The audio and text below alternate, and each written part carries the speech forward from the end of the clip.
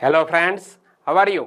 GK 2020 YouTube channel के NCERT video series में आप सभी दोस्तों का हार्दिक स्वागत है। हमने कक्षा 7 की एनसीईआरटी की हिस्ट्री की टेक्स्ट बुक पढ़ाना शुरू किया है। एक के बाद एक अध्याय हमने पूर्ण किए। हम कल से 7वें अध्याय के बारे में पढ़ रहे हैं।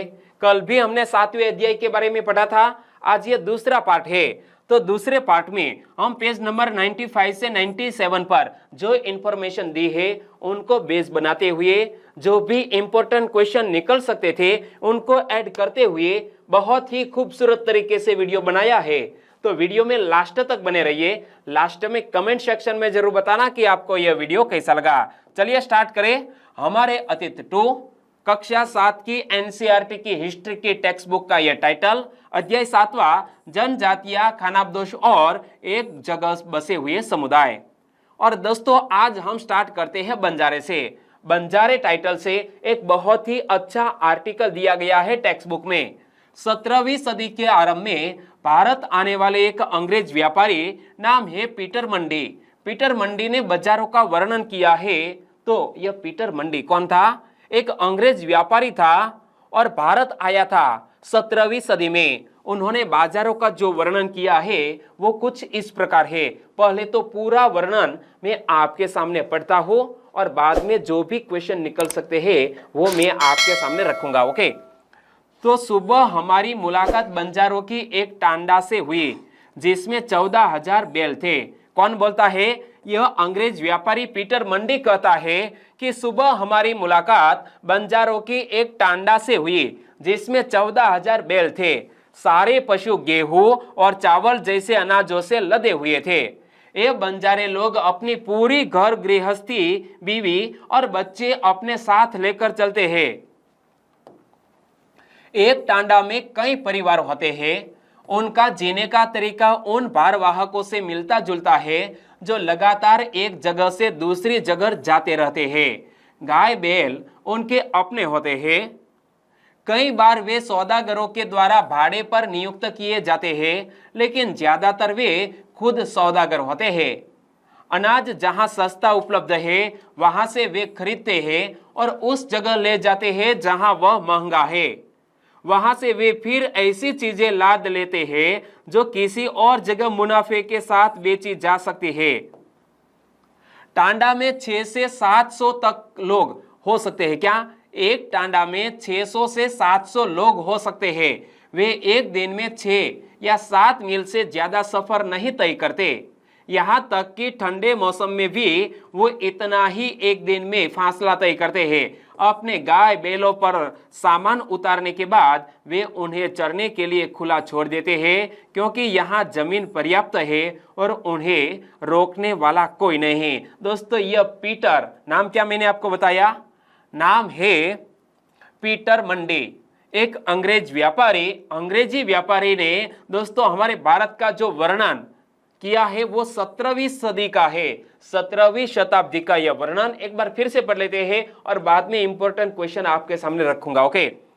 सुबह हमारी मुलाकात बंजारों की एक टांडा से हुई जिसमें 14,000 बैल थे। सारे पशु गेहूं और चावल जैसे अनाजों से लदे हुए थे। ये बंजारे लोग अपनी पूरी घर गृहस्थी, बीवी और बच्चे अपने साथ लेकर चलते हैं। एक टांडा में कई परिवार होते हैं। उनका जीने का तरीका उन भारवाहकों से मिलता जुलता है जो लगातार एक जगह से दूसरी जगह जाते रहते हैं। गाय बैल उनके अपने होते हैं। कई बार वे सौदागरों के द्वारा भाड़े पर नियुक्त किए जाते हैं, लेकिन ज्यादातर वे खुद सौदागर होते हैं। अनाज जहां सस्ता उपलब्ध है वहां से वे खरीदते हैं और उस जगह ले जाते हैं जहां पर यह अनाज महंगा हो। वहां से वे फिर ऐसी चीजें लाद लेते हैं जो किसी और जगह मुनाफे के साथ बेची जा सकती हो। टांडा में 600 से 700 तक लोग हो सकते हैं। वे एक दिन में 6 या 7 मील से ज्यादा सफर तय नहीं करते, यहाँ तक कि ठंडी के मौसम में भी। अपने गाय बैलों पर से सामान उतारने के बाद वे उन्हें चरने के लिए खुला छोड़ देते हैं, क्योंकि यहाँ जमीन पर्याप्त है और उन्हें रोकने वाला कोई नहीं। दोस्तों यह पीटर मंडी का जो वर्णन है वो समाप्त हुआ। अब जो क्वेश्चन निकल सकते हैं वो आपकी स्क्रीन पर बताइए कि 17वीं सदी के आरंभ में भारत आने वाले किस अंग्रेज व्यापारी ने बंजारों का वर्णन किया है? 17वीं शताब्दी में एक अंग्रेज व्यापारी भारत आया जिन्होंने भारत का बंजारे का वर्णन किया है, तो नाम है पीटर मंडी। कौन? पीटर मंडी। सही आंसर ऑप्शन सी। चलिए एक और क्वेश्चन, यह सोचने वाला क्वेश्चन है। बताइए, बंजारों के एक टांडा के संदर्भ में निम्नलिखित कथनों पर विचार करें। बंजारों का टांडा, उनके संदर्भ में यहां दो सेंटेंस है, दोनों को ध्यान से पढ़ो और कौन सा कथन सही है वो मुझे बताओ। पहला कथन, एक टांडा में एक ही परिवार होता है। कथन सही या गलत? गलत, क्योंकि एक ही टांडा में अनेक परिवार हो सकते हैं, 6 से 7 परिवार हो सकते हैं। ओके, और 600 से 700 लोग हो सकते हैं। बंजारे लोग अपनी पूरी घर गृहस्थी, बीवी और बच्चे अपने साथ लेकर चलते हैं। यह कथन सही है, लेकिन पहला सेंटेंस गलत। और हमें पूछा गया है कौन सा कथन सही, तो केवल 2 नंबर का सेंटेंस सही। आंसर बन जाता है ऑप्शन बी। चलिए इस क्वेश्चन का आंसर बताइए कि बंजारों के संदर्भ में निम्नलिखित कथनों पर विचार करें। फिर से 2 सेंटेंस, ध्यान से पढ़ो, कौन सा कथन सही है वो मुझे बताओ। वे एक जगह से दूसरी जगह घूमते रहते हैं। बिल्कुल सही, ये घुमंतु लोग हैं। पहला सेंटेंस सही। वे एक दिन में 6 या 7 मील से ज्यादा सफर तय नहीं करते। सही है ना? ठंड के मौसम में भी दोस्तों एक दिन में 6 या 7 मील से ज्यादा सफर तय नहीं करते। यह सेंटेंस भी बिल्कुल सही। हमें पूछा गया है कौन सा कथन सही, केवल 1 और 2 दोनों कथन बिल्कुल सही। और दोस्तों आगे एनसीईआरटी की टेक्स्ट बुक में एक ऐसा क्वेश्चन आपके लिए रखा गया है, आपको सोचना है कि पता करें कि आजकल गांव से शहरों तक अनाज ले जाने का काम कैसे होता है। बंजारों के तौर तरीकों से यह किस मायनों में भिन्न या समान है? तो दोस्तों वर्तमान में यह गांव से शहरों में जो अनाज ले जाया जाता है, तो यह तरीका कौन सा है? तो हम सभी को पता है कि ट्रांसपोर्टिंग के जरिए, या तो जो अपने गांव के पास छोटा सा शहर है वहां कोई मंडी है, तो वहां पर किसान अपने जो उत्पाद है वो पहुंचाता है और यह मंडी से दोस्तों शहर में पहुंचते हैं सभी उत्पाद। आगे दोस्तों खानाबदोश और घुमंतु लोग कैसे रहते थे, यह टॉपिक में पशुचारी जनजातियों की बात करें तो कई पशुचारी जनजातियां मवेशी और घोड़ों जैसे जानवरों को पालने पोसने और संपन्न लोगों के हाथ उन्हें बेचने का काम करती थी। तो छोटे मोटे फेरी वालों की विभिन्न जातियां भी एक गांव से दूसरे गांव भ्रमण करती थी। और ये कौन लोग? तो यह छोटे मोटे फेरी वाले लोग रस्सी, सरकंडे की चीजें, फूस की चट्टाई और मोटे बोरे जैसे माल बनाते और बेचते थे। कभी कभी भिक्षुक लोग भी घुमंतु सौदागरों का काम करते थे। नर्तकों, गायकों और अन्य तमाशबीनों की भी जातियां थी जो विभिन्न नगरों और गांवों में कमाई के लिए अपनी कला का प्रदर्शन करती थी। एक बार फिर से पढ़ लो कि कई पशुचारी जनजातियां मवेशी और घोड़ों जैसे जानवरों को पालने पोसने और संपन्न लोगों के हाथ उन्हें बेचने का काम करती थी। तो यह छोटे मोटे फेरी वालों की विभिन्न जातियां भी एक गांव से दूसरे गांव भ्रमण करती थी और ये लोग रस्सी, सरकंडे की चीजें, फूस की चट्टाई और मोटे बोरे जैसे माल बनाते और बेचते थे। कभी कभी भिक्षुक लोग भी घुमंतु सौदागरों का काम करते थे। नर्तकों, गायकों और अन्य तमाशबीनों की भी जातियां थी जो विभिन्न नगरों और गांवों में कमाई के लिए अपनी कला का प्रदर्शन करती थी। जो इन्फॉर्मेशन मैंने आपको बताई उनको बेस बनाते हुए एक अच्छा सा क्वेश्चन आपकी स्क्रीन पर कि कई पशुचारी जनजातियां के लोग क्या काम करते थे। पशुचारी जनजातियों के लोग क्या काम करते थे? तो दोस्तों रस्सी, सरकंडे की चीजें बनाना और बेचना। तो दोस्तों यह छोटे मोटे फेरी वाले लोग, कौन? छोटे मोटे फेरी वाले लोग ये काम करते थे। लेकिन यह पशुचारी जनजातियां मवेशी और घोड़ों जैसे जानवरों को पालने पोसने और संपन्न लोगों के हाथ उन्हें बेचने का काम करती थी। और ऐसा कोई भी ऑप्शन यहाँ नहीं है, तो इनमें से कोई भी नहीं, हमारा आंसर बन जाएगा ऑप्शन डी। आगे बात करें तो बदलता समाज, नई जातियां और श्रेणियां, यह टॉपिक को दोस्तों एनसीईआरटी की टेक्स्ट बुक में कैसे वर्णित किया गया है। देखो, जैसे जैसे अर्थव्यवस्था और समाज की जरूरतें बढ़ती गई, नए हुनर वाले लोगों की आवश्यकता पड़ी। वर्गों के भीतर छोटी छोटी जातियां उभरने लगी। उदाहरण के लिए ब्राह्मणों के बीच नई जातियां सामने आई। दूसरी ओर कई जनजातियों और सामाजिक समूहों को जाति विभाजित समाज में शामिल कर लिया गया। और उन्हें जातियों का दर्जा दे दिया गया। विशेषज्ञता प्राप्त शिल्पियों जैसे कि सुनार, लोहार, बढ़ई और राजमिस्त्री को भी ब्राह्मणों द्वारा जातियों के रूप में मान्यता दे दी गई। वर्ण की बजाय जाति समाज के संगठन का आधार बनी। क्या दोस्तों?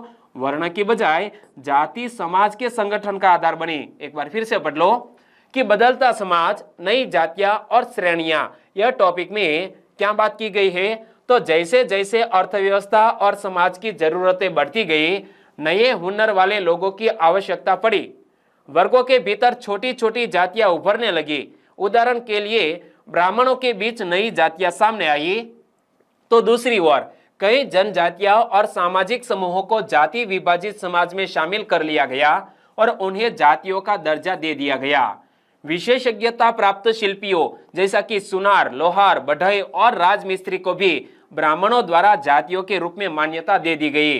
वर्ण की बजाय जाति समाज के संगठन का आधार बनी।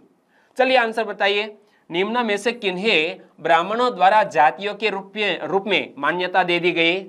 निम्न में से दोस्तों किसको ब्राह्मणों द्वारा जातियों के रूप में मान्यता दे दी गई? तो सुनार को, लोहार और बढ़ई, और उनके साथ साथ एक और भी नाम था राजमिस्त्री। यह चारों को ब्राह्मणों द्वारा जातियों के रूप में मान्यता दे दी गई। तो हमारा आंसर बन जाता है उपरोक्त सभी। सही आंसर ऑप्शन डी। और दोस्तों चित्र 4 एनसीईआरटी की टेक्स्ट बुक में दिया गया है। यह चित्र है कांस्य मगरमच्छ कुटिया कोंड जनजाति उड़ीसा का। आगे बात करें तो जाति पर विचार विमर्श, यह शीर्षक से दोस्तों एक अच्छा आर्टिकल यह अध्याय में दिया गया है कि वर्तमान तमिलनाडु के तिरुचिरापल्ली तालुक में स्थित उय्याकोंडन उदयार के 12वीं शताब्दी के अभिलेख में ब्राह्मणों की एक सभा के विचार विमर्श का वर्णन मिलता है। और जब अध्याय 2 मैंने आपको पढ़ाया था, तब यह पूरा जो विचार विमर्श का वर्णन किया गया है वो मैंने आपको अध्याय 2 में पढ़ा दिया है। वे रथकारों की सामाजिक स्थिति पर विचार विमर्श कर रहे थे। दोस्तों यहाँ शब्द आया रथकारों, तो रथकार का शाब्दिक अर्थ क्या होता है? रथ बनाने वाले लोग। उन्होंने इस जाति के कामकाज तय किए जिनमें वास्तुकला, रथों और गाड़ियों का निर्माण, मंदिर के द्वार बनाना, मूर्तियां स्थापित करना, बलि के लिए लड़कियों से बने साज सामान तैयार करना, मंडप बनाना और राजा के लिए जेवर बनाना शामिल थे। एक बार फिर से पढ़ लो कि वर्तमान तमिलनाडु के तिरुचिरापल्ली तालुक में स्थित उय्याकोंडन उदयार के 12वीं शताब्दी के अभिलेख में ब्राह्मणों की एक सभा के विचार विमर्श का वर्णन मिलता है। वे रथकारों की सामाजिक स्थिति पर विचार विमर्श कर रहे थे। और ये रथकार, जिसका शाब्दिक अर्थ होता है रथ बनाने वाले लोग, और रथ बनाने वाले लोगों ने इस जाति के कामकाज तय किए जिनमें वास्तुकला, रथों के गाड़ियों का निर्माण, मंदिर का द्वार बनाना, मूर्तियां स्थापित करना, बलि के लिए लड़कियों से बने साज सामान तैयार करना, मंडप बनाना और राज के लिए जेवर बनाना शामिल थे। आंसर बताइए, कहां के अभिलेख में ब्राह्मणों की एक सभा के विचार विमर्श का वर्णन मिलता है? तो दोस्तों यह अभिलेख कहां से प्राप्त हुआ है? यह तमिलनाडु से प्राप्त हुआ है अभिलेख। और यह अभिलेख में ब्राह्मणों की एक सभा के विचार विमर्श का वर्णन मिलता है। सही आंसर ऑप्शन ए। एक और क्वेश्चन, रथकारों का शाब्दिक अर्थ क्या होता है? रथकारों का शाब्दिक अर्थ क्या होता है? चलिए सही ऑप्शन ढूंढिए। रथकारों का शाब्दिक अर्थ होता है रथ बनाने वाले लोग। सही आंसर ऑप्शन बी। आगे दोस्तों बात करें बदलता समाज, नई जातियां और श्रेणियां की। तो 11वीं और 12वीं सदी तक आते आते क्षत्रियों के बीच नए राजपूत गोत्रों की ताकत में काफी इजाफा हुआ। वे होण, चंदेल, चालुक्य और कुछ दूसरी वंश परंपराओं से आते थे। इनमें से कुछ पहले जनजातियों में आते थे और बाद में कई कुल राजपूत मान लिए गए। धीरे धीरे उन्होंने पुराने शासकों की जगह ले ली, विशेषतः कृषि वाले क्षेत्रों में। यहाँ कई तरह के परिवर्तन हो रहे थे और शासकों ने शक्तिशाली राज्यों के निर्माण में अपनी संपदा का इस्तेमाल किया।